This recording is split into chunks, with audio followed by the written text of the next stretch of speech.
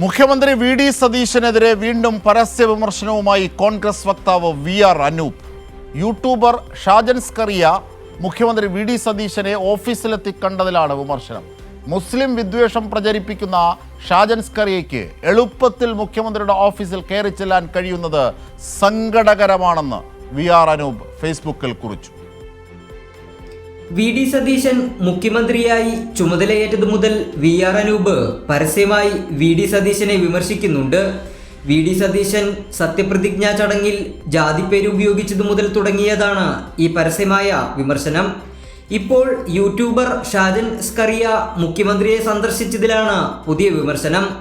മുസ്ലിം വിദ്വേഷം പ്രചരിപ്പിക്കുന്നതിൽ മുഖ്യ പങ്കുവഹിച്ച ഷാജൻ സ്കറിയ മുഖ്യമന്ത്രിയെ എളുപ്പത്തിൽ ഓഫീസിലെത്തി സന്ദർശിച്ചത് സങ്കടകരമാണ് എന്നാണ് അനൂപ് ഫേസ്ബുക്കിൽ കുറിച്ചത്. സമരം ചെയ്യുന്ന നഴ്സുമാരുടെ പ്രശ്നം പറയാനാണ് ഷാജൻ സ്കറിയ മുഖ്യമന്ത്രിയെ കണ്ടതെന്നാണ് പറയുന്നത്.